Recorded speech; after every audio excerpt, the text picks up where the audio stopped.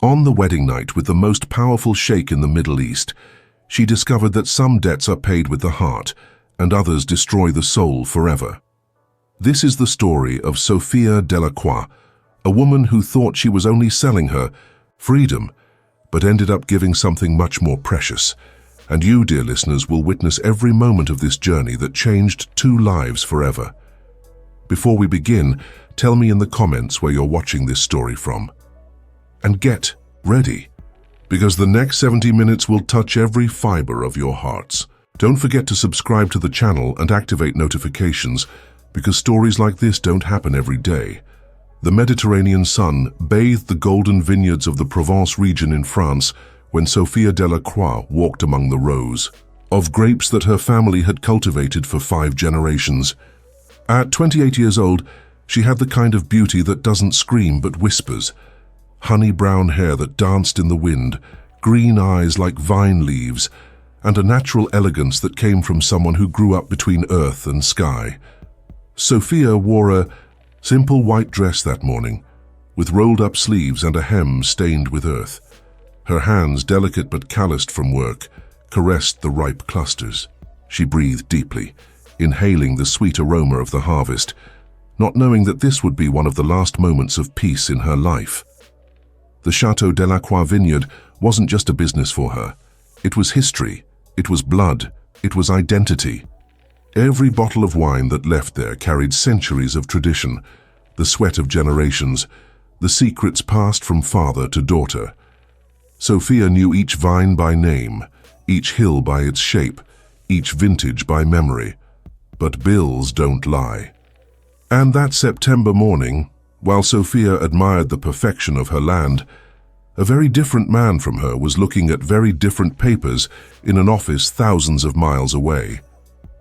On the 45th floor of a skyscraper in Dubai, Khalil al-Rashid signed contracts that moved billions like someone signing autographs.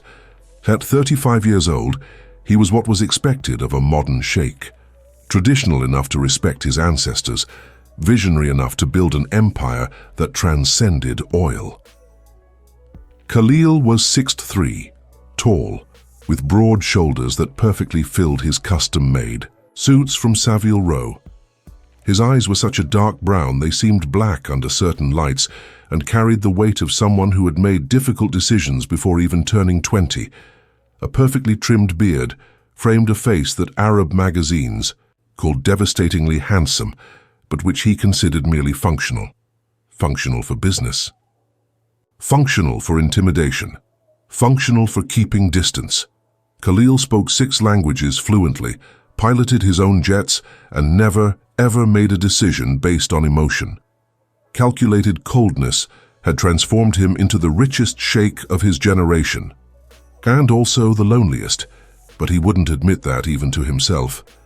That morning, while Sofia touched her grapes with affection, Khalil analyzed a report on European vineyards in financial difficulty. One photo in particular caught his attention: a French property with vineyards extending as far as the eye could see, and a woman in a white dress walking among them.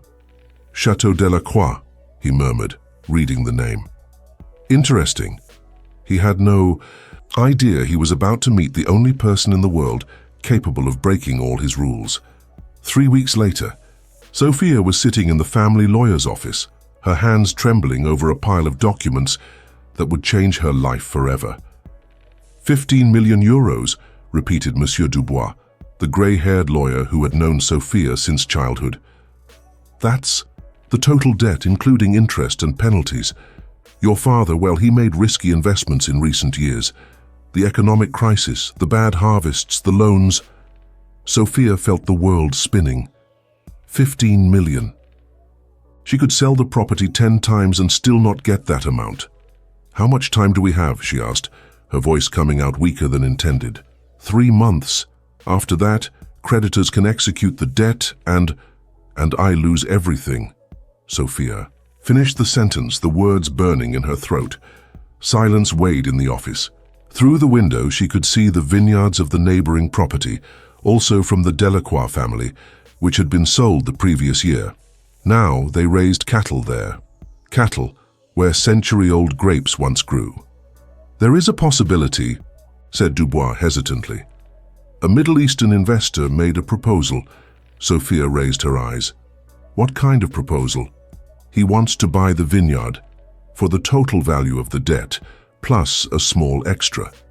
You would keep a small shareholding and continue managing the property." For a moment, Sofia felt hope. Then she noticed the lawyer's expression. "But," she insisted, "but there are conditions."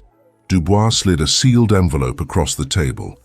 The paper was thick, expensive, with a golden letterhead that Sofia didn't recognize. Khalil al-Rashid, that's his name. Sheikh, businessman, one of the richest men in the Arab world. Sofia opened the envelope with fingers that insisted on trembling. The proposal was written in 3 languages, French, English, and Arabic. She focused on the French version. "Marriage proposal," she murmured, not believing what she was reading. "This is a joke." "I'm afraid not, Sofia.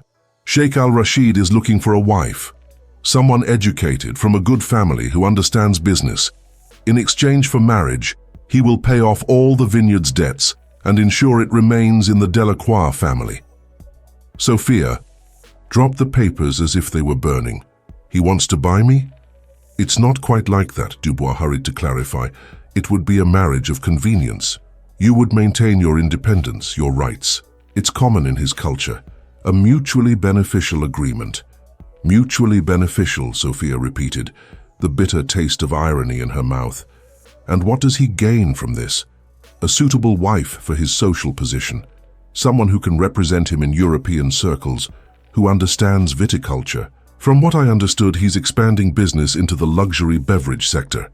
Sofia stood up abruptly, walking to the window. Outside, her employees took care of the vineyards as they had for decades. There were 15 families that depended on Sofia Delacroix. 15 families that would be without work if she lost the property. "How long do I have to decide?" "1 week. He arrives in France on Friday to meet you personally." Sofia closed her eyes, feeling the weight of the world on her shoulders. 5 generations of tradition, 15 families depending on her, and an unknown sheikh offering salvation in exchange for what exactly? "And if I refuse?" Dubois sighed. "Then I suggest you start packing." Khalil al-Rashid arrived at Chateau Delacroix on a Friday in October, when the vine leaves were already beginning to turn golden and the air carried the perfume of harvest. A convoy of 3 black cars crossed the property's iron gate, raising a cloud of golden dust. Sofia waited for him on the main house's veranda, wearing a navy blue dress that had belonged to her mother. Simple, elegant, with a cut that flattered her silhouette without being provocative. She had pinned her hair in a low bun and used only discreet lipstick. She wasn't trying to impress. She was trying to survive. When Khalil got out of the car, Sofia immediately understood why magazines around the world wrote about him. It wasn't just that he was handsome, he was imposing. He wore a dark grey suit that probably cost more than she earned in a year, and moved with the confidence of someone who had never doubted his place in the world. He walked to the veranda with measured steps, and when his eyes met hers, Sofia felt as if the air had been sucked from her lungs. "Mademoiselle Delacroix," he said in perfect French, but with an accent that transformed each word into music. "It's a pleasure to meet you." Sofia extended her hand, and when he kissed it lightly, a formal, respectful gesture, she felt an electric shock that ran through her entire arm. "Sheikh al-Rashid," she responded, keeping her voice steady. "Welcome to Chateau Delacroix." The following minutes were the strangest of Sofia's life. Khalil walked through the property as if he already owned it, asking technical questions about production, export, expansion capacity. He knew viticulture better than she had expected, and his questions were precise, intelligent. "This year's harvest?" he asked, stopping in front of a row of Cabernet Sauvignon. "Exceptional," Sofia replied, unable to hide the pride in her voice. "The climate was perfect. Enough rain in spring, intense sun in summer, cool nights now in autumn." Khalil nodded, picking a grape and tasting it. Sofia watched his lips close around the fruit, the way he chewed thoughtfully, and felt something inexplicable stir in the depths of her stomach. Balanced sweetness, adequate acidity, he murmured. It will be a memorable wine. If we can produce it, Sofia said before she could stop herself. Khalil looked directly into her eyes. Oh, but we will. The certainty in his voice was both comforting and terrifying. In the afternoon, they sat in the main house's office. Sofia had served a 1995 Bordeaux, one of the last bottles from her father's special stock. Khalil tasted the wine with the concentration of a professional sommelier. Exceptional, he said finally. Your father had good taste. Had, Sofia agreed, the word coming out drier than intended. Khalil noticed the tone and studied her for a moment. You blame him for the debts. It wasn't a question. I don't blame him. I just wish he had told me that he had let me help before it got to this point. Male pride can be destructive, Khalil observed. Believe me, I know. Sofia studied him, looking for signs of what kind of man he really was behind the impeccable facade. Why me? She asked. Suddenly. Why this proposal? You could have any woman in the world. Khalil swirled the wine in his glass, watching the tears run down the glass. Could I really? Any woman I chose would be interested in my money, my position. You at least have something to lose. That makes you honest.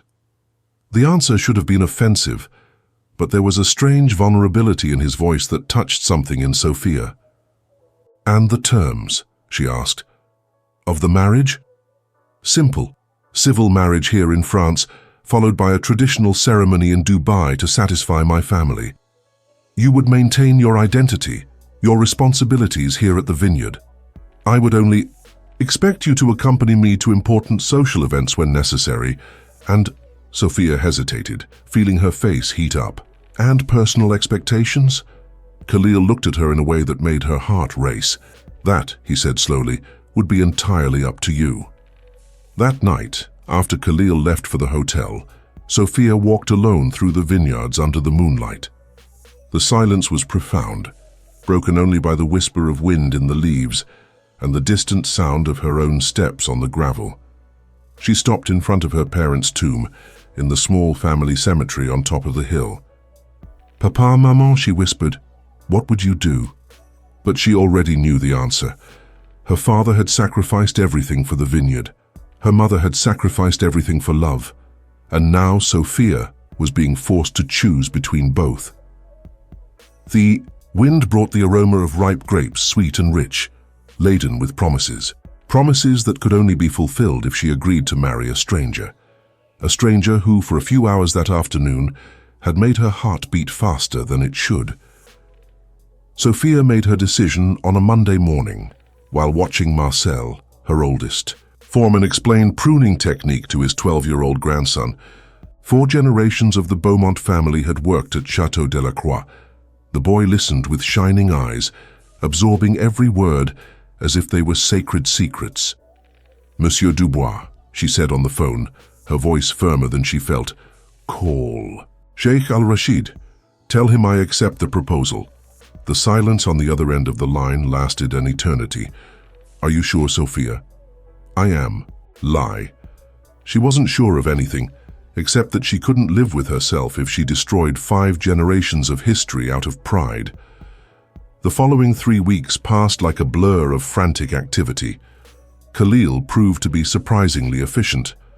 Lawyers, planners, security teams all appeared and solved problems that Sofia didn't even know existed. He also proved to be surprisingly thoughtful. Flowers arrived every day, always accompanied by handwritten cards in elegant French. Never declarations of love. Khalil was too direct to pretend feelings that didn't exist, but observations about the property, questions about her preference for the ceremony, small details that showed he was paying attention. I noticed you prefer white roses, said one card. I hope the ones in the palace garden in Dubai will be to your liking. Palace. Sofia was still getting used to the idea that she would marry someone who lived in a real palace. 2 days before the wedding, Khalil's family arrived in France. Sofia met them at a formal dinner at the vineyard's main house and immediately understood she was entering a world very different from hers. Sheikh Amara, Khalil's mother, was an elegant woman in her early 50s with eyes that saw everything and a smile that revealed nothing. She greeted Sofia in impeccable French, but there was a coldness in the evaluation that made Sofia feel like a mare being examined for breeding. "So you're the French woman who conquered my son," said Amara, her voice soft but with a sharp edge. "Actually, Madam, I think it was more of a commercial transaction," Sofia replied with more honesty than diplomacy. To her surprise, Amara smiled a real smile this time. "Honesty. Interesting.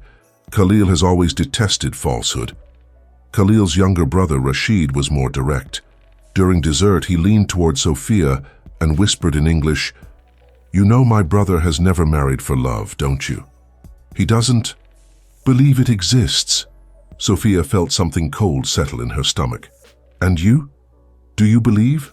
Rashid smiled, a sad smile. "I believe he's about to discover he was wrong." The night before the wedding, Sofia was making final adjustments to her dress when Khalil knocked on her bedroom door. She opened it, finding him more informal than she had ever seen. White shirt with rolled-up sleeves, no tie, slightly disheveled hair. "May I come in?" "We need to talk." Sofia nodded, her heart racing. Serious conversations on the eve of marriage were rarely good news. Khalil walked to the window overlooking the vineyards, hands in his pockets. "There's something you need to know about me, something that might change your decision." Sofia sat on the edge of the bed, preparing for the worst. Another family? An illness? Financial secrets? "I was married before," he said without turning around. It wasn't what she expected. "And what happened?" "Layla was, it's hard to explain. We were promised to each other since childhood. An arranged marriage, like so many others. But He paused, searching for the right words. "I fell in love with her. Completely. Desperately." Sofia felt a tightness in her chest. Jealousy. Was this jealousy? She died in a car accident 3 months after our wedding. She was returning from a spa in Paris with friends. Khalil's voice got lower. "She was pregnant. I didn't even know yet." The silence that followed was deafening. Sofia wanted to say something, anything, but words seemed inadequate. "Why are you telling me this?" she asked finally. Khalil turned to face her. "Because I want you to understand that this marriage for me, it's just business. I won't fall in love again. I can't, and it would be unfair to let you enter this expecting something I can never give." Sofia studied him for a long moment. There was pain there, hidden under layers of control, but there was also something else. Fear. "And if I tell you I don't expect love from you," she asked, "that I'm also here just for business?" "Then," said Khalil, walking toward her, "we're perfectly aligned." But when he leaned down to kiss her forehead, a chaste, almost fraternal gesture, Sofia felt an electric current run through her entire body, and from the way his eyes widened slightly, she suspected he had felt the same. Business, really? Sofia doubted that very much. The wedding was simple, as Sofia had requested. A civil ceremony at the town hall of the small town near the vineyard, followed by an intimate lunch for family and close friends. Sofia wore an ivory silk dress that had belonged to her grandmother, simple but elegant, with a delicate veil that danced in the breeze. Khalil wore a perfectly cut light grey suit that enhanced the color of his eyes.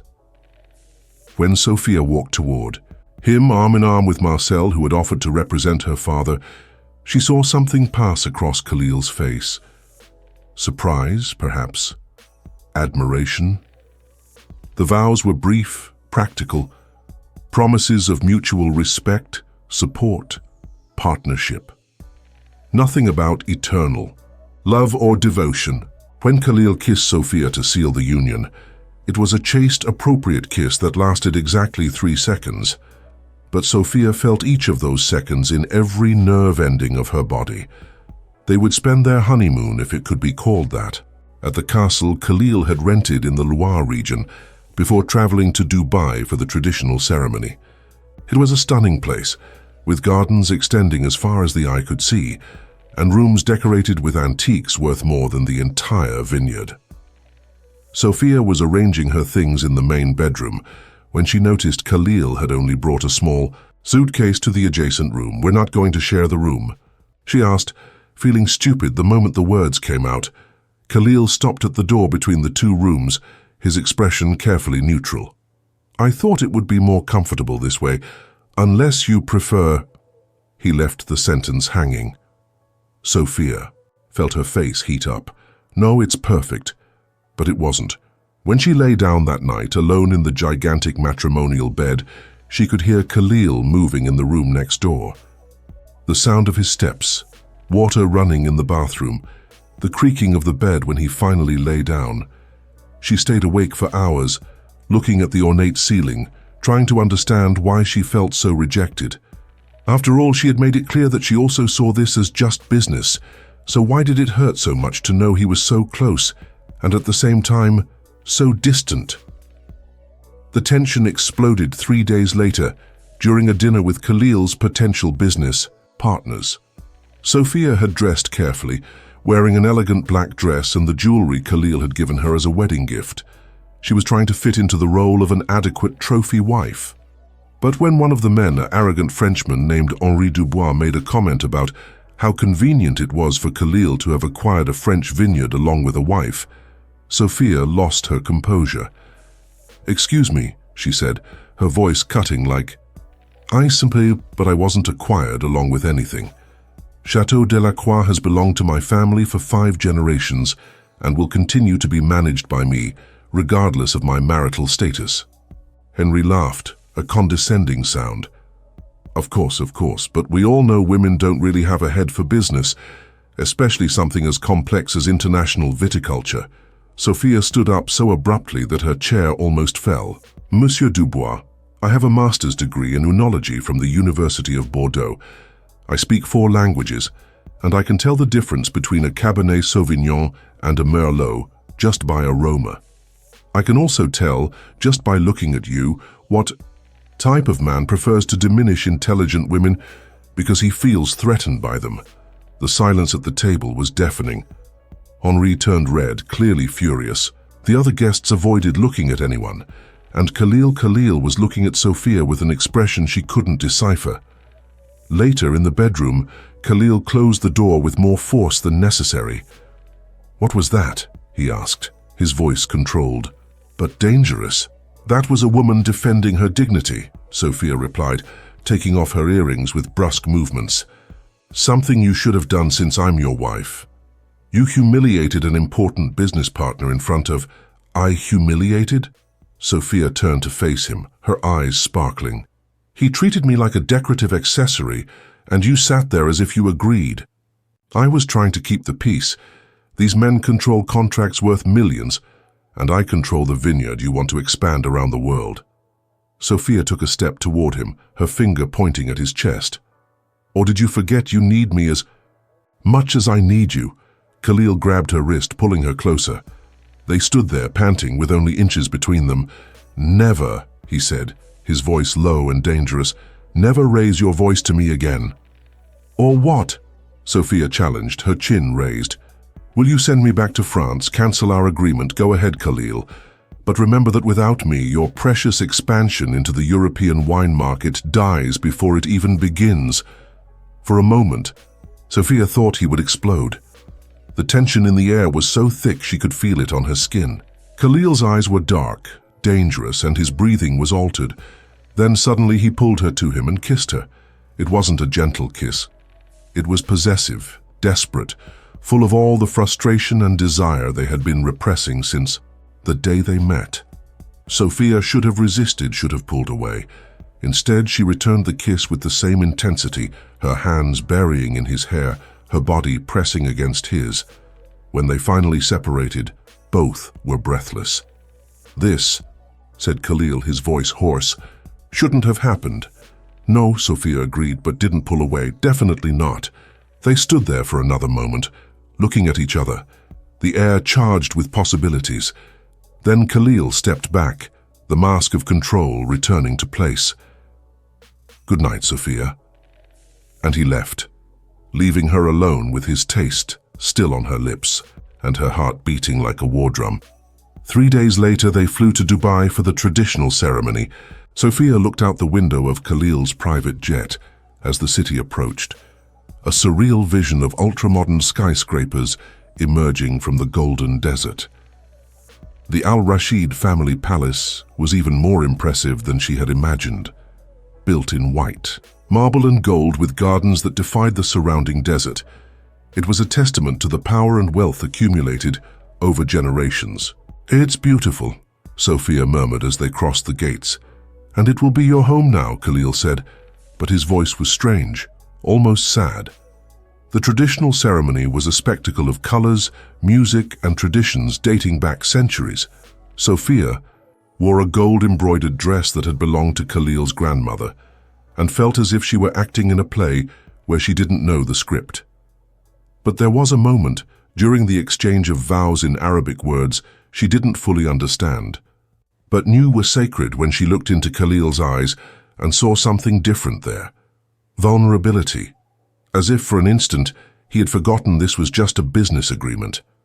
It was in the 3rd week in Dubai that Sofia made the discovery that would change everything. She was exploring the palace, library, an impressive room with books from floor to ceiling in dozens of languages, when she found a photo album forgotten on a high shelf. The photos were of Khalil, with a stunning woman with dark hair and diamond-like eyes. Layla. Sofia flipped through the album with trembling hands. Layla was dazzling. Each photo showed a couple clearly in love. Khalil smiled in these images in a way Sofia had never seen. His eyes sparkled. His hands always touched Layla with tenderness, holding her waist, caressing her hair, kissing her forehead. There were photos of their wedding, a dazzling ceremony that made Sofia's seem like a corporate event. Layla wore a dress that seemed to have been woven with moonlight, and Khalil looked at her as if she were the only person in the universe. She was beautiful, wasn't she? Sofia turned abruptly. Sheikh Amara was at the library door, watching her, with an indecipherable expression. "I'm sorry, I shouldn't be looking." "Of course you should." Amara entered the library, her steps silent on the Persian carpet. "You're his wife now. You have the right to know the past." Sofia closed the album, but Amara gestured for her to continue looking. "Khalil loved her," said Khalil's mother, sitting in a nearby armchair. "More than he should, more than was healthy for a man in his position." "Why are you telling me this?" Sofia asked, genuinely confused. Amara smiled, a sad smile. "Because he's doing the same thing with you, and he's too young to realize it." Sofia felt her heart race. "There's nothing between us. It's just a business agreement." "Dear child," Amara laughed softly, "I raised 5 children.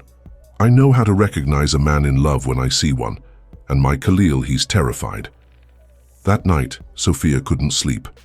Amara's words echoed in her mind, mixing with the images of Khalil and Layla.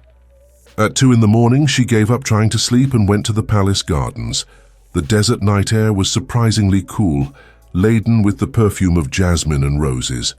She walked the paths illuminated by golden lanterns, trying to organize her thoughts. "Can't sleep either." Sofia turned and found Khalil walking toward her. He wore only white linen pants and an open shirt, his feet bare. In the moonlight, he looked younger, more vulnerable. "I was thinking," she said. "About?" Sofia hesitated, then decided to be direct. "About Layla." Khalil stopped walking. "My mother showed you the photos." "Yes." Sofia turned to face him completely. "You loved her, very much." It wasn't a question. Khalil was silent for a long moment, looking at the stars. "Love is an inadequate word," he said finally. "She was everything. My reason for living, my weakness, my strength. When she died..." He didn't finish the sentence, but didn't need to. "And you decided to never allow yourself to feel that again," Sofia continued. "Pain like that no one should go through twice." Sofia took a step toward him. "Khalil, No. He stepped away, his voice getting harder. Don't say what you're thinking of saying. How do you know what I'm thinking? Because I see it in your eyes. You think you can heal me, teach me to love again. You can't, Sofia. And you'll hurt yourself trying. The brutal honesty in his words should have hurt. Instead, Sofia felt a wave of determination. You're right, she said calmly. I can't make you love me, but you also can't stop me from loving you. Khalil became completely still. Sofia, I know this marriage started as a business agreement. I know you never promised feelings, but I can't control what I feel, Khalil. And what I feel for you, she took a deep breath, is growing every day. That's impossible. You barely know me. I know enough. Sofia moved closer. I know you sent flowers to the vineyard workers the day we signed the contract. I know you learned French perfectly because you knew it would be important to me. I know you don't sleep at night because you worry about business details that affect other people. Khalil looked at her as if she were an apparition. I know you play piano when you're sad because I hear you playing in the room next door. I know. You avoid sugar because diabetes runs in your family, but you always order dessert for me because you want me to be happy. Sofia, stop. I know you kiss my forehead when you think I'm sleeping, and I know you get out of bed at dawn because you can't stay near me without wanting to really touch me.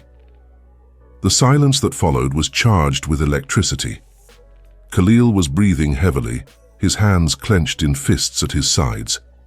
You don't understand, he said finally, his voice hoarse. If I allow myself to love you, if I lose you too, you won't lose me. You can't guarantee that. No, Sofia agreed. I can't. But I can promise I'll fight for us every day. I can promise I won't run away at the first difficulty. I can promise that even if you never manage to love me completely, I'll be here. Khalil closed his eyes as if in physical pain. Why, he asked. Why would you risk your heart with someone like me? Sofia smiled, a sad but determined smile. Because I love you enough for both of us. It was then that Rashid, Khalil's brother, came running through the gardens. Khalil, Sofia, you need to see this. He was carrying a tablet, clearly agitated. News came from France, from the vineyard. Sofia felt her stomach sink. What happened? Rashid showed the screen. It was a newspaper article. Fire destroys part of Sofia Delacroix. Historical vineyard suffers extensive damage. No, Sofia whispered, taking the tablet with trembling hands. No, no, no. The photos showed flames consuming the main vineyard building, where the fermentation tanks and much of the stock were located.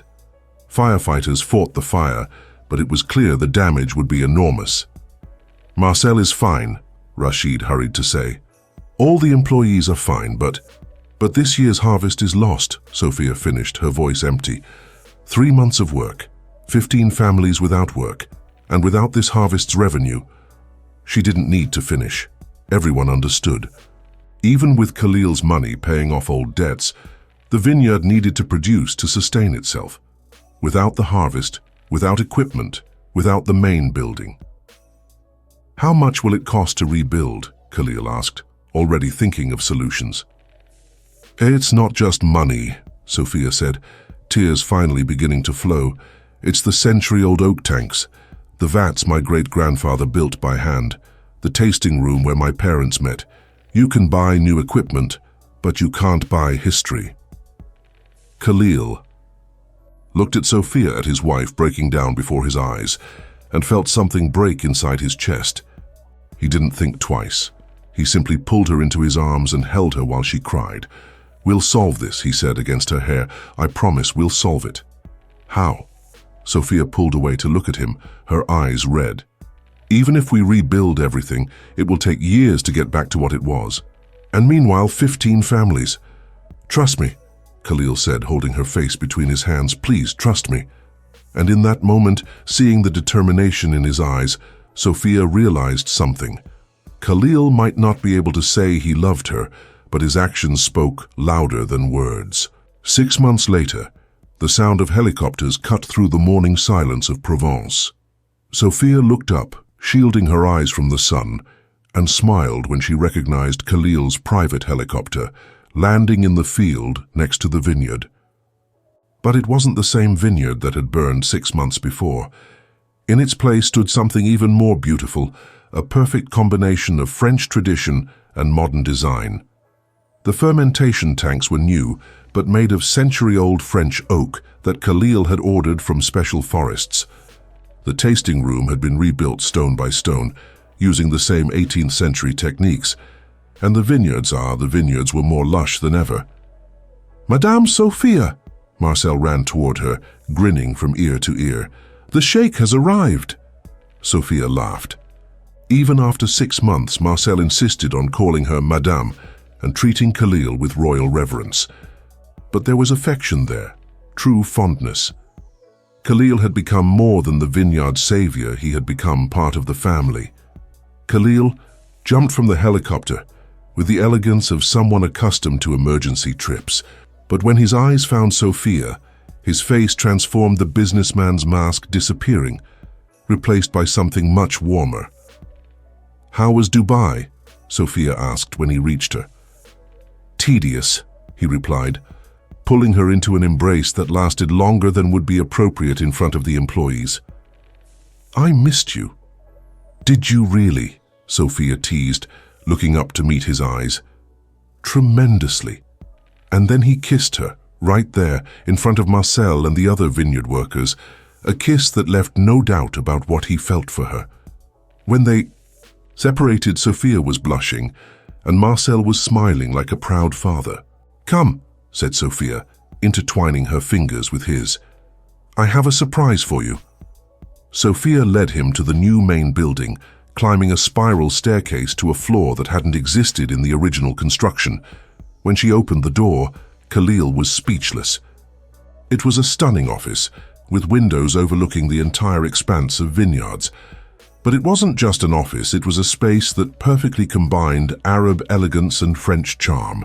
Persian carpets over French wood, modern furniture next to European antiques, and on the wall a giant photo of the two of them on their traditional wedding day in Dubai. "Sophia," he began. "It's yours," she said quickly. "I thought that, since you'll be spending more time here now, you should have a place that's truly yours." Khalil walked through the space, touching the carefully chosen details. There were books in Arabic on the shelf, a prayer rug discreetly positioned toward Mecca, and even samples of sand from the Dubai desert in small glass vials. "How did you know?" he asked, his voice strangely emotional. "Because I pay attention," Sophia said simply. "Because you matter to me." Khalil turned to face her, and Sophia saw tears in his eyes. He began, then stopped. "Sophia, there's something I need to tell you." Sophia felt her heart race. During the past 6 months, they had become closer than she had ever dreamed. Khalil spent weeks in France, working alongside her to rebuild the vineyard. They dined together every night, walked through the vineyards in the morning, shared stories of their childhoods, and every night, Khalil kissed her forehead and went to his own room. "What is it?" she asked. Khalil took a deep breath as if preparing to jump off a cliff. "When Layla died, I swore I would never again allow anyone to mean so much to me. The pain was almost unbearable. So I built walls around my heart, walls I thought were impenetrable." He took a step toward her. "Then you appeared. At first it was easy to keep distance, it was just business, right? You were there for the vineyard, I was there for business expansion. Simple. Another step. But then you defended your dignity at that dinner, and I realized I had married a warrior, not a victim. Then you challenged me that night at the castle, and I realized you weren't afraid of me. Then you told me you loved me in the gardens of Dubai, and..." His voice failed. "And," Sophia whispered, "and I realized you had already torn down all my walls without me noticing." Sophia felt tears burning her eyes. "Sophia," Khalil took her hands, I love your strength, your passion, the way you care about every person who works on this vineyard. I love how you talk to the plants as if they were your daughters. I love how you get angry when you think someone is being unfair. I love..." He stopped, smiling through his own tears. I love you. Completely. Irrevocably. And if that makes me vulnerable again, then so be it. You're worth the risk. Sofia said nothing for a moment. She couldn't speak through the tears of joy falling freely down her face. Then she threw herself into his arms, kissing him with all the passion she had saved for months. And this time, Khalil returned it without reservations, holding her as if she were the most precious thing in the world. 2 years later, Sofia was standing in the same place where it all began among the vineyards of Chateau Delacroix, watching the harvest. But now she wasn't alone. Khalil was beside her, holding her hand over the slightly rounded belly where their first child was growing. He had learned to distinguish different grapes just by touch, and she had learned some words in Arabic to whisper to the baby. Boy or girl, Khalil murmured against her ear, will grow up knowing 2 worlds. And knowing they can conquer both, Sofia completed. Marcel approached, carrying a bottle from the special harvest they had produced together, the first harvest after the reconstruction. For the baby, he said, smiling. For when they grow up and want to know the story of how their parents met. Sofia laughed, leaning against Khalil. And what a story it will be. A love story that survived the impossible, Khalil said, kissing the top of her head. A story that proves sometimes the best business deals are those made with the heart. When the sun set over the vineyards that night, painting the sky gold and purple, Sofia thought about how life can surprise us. She had accepted a marriage out of obligation and found the love of her life. Khalil had looked for a business partner and found his soulmate. The vineyard was prospering again, now with international distribution through Khalil's companies. The employees were prosperous, their families secure, and Sofia and Khalil, well, they had discovered that some risks are worth taking. You know, said Sofia, nestling against Khalil's chest as they watched the stars appear, I still can't believe it all started with a debt. Technically, Khalil corrected, kissing her hair, it started when you told me you would never lower yourself begging for something I didn't want to give. And now? Now, he said, turning her in his arms to face her, you don't need to beg for anything. My heart is already yours. And so, dear listeners, ends the story of Sofia and Khalil, a story that reminds us that true love rarely arrives the way we expect. Sometimes it disguises itself as obligation, as necessity, as a business agreement. But when it's real, when it's destined to be, it finds a way to flourish. Sofia learned that strength doesn't mean never allowing yourself to be vulnerable. Khalil learned that protecting the heart doesn't mean closing it forever. And together, they discovered that the greatest loves are born not from perfection, but from the courage to try again. Because in the end, true love isn't about finding someone perfect. It's about finding someone who makes your imperfections perfectly acceptable.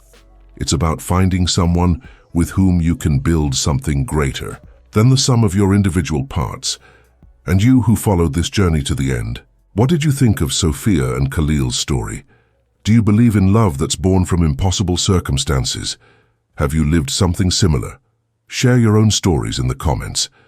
Tell us where you're watching from and if this story touched your heart in some special way. Don't forget to subscribe to the channel for more stories that speak directly to the soul. Activate notifications, because love stories like this deserve to be shared with the world. And always remember, true love can arrive when we least expect it, in ways we least imagine.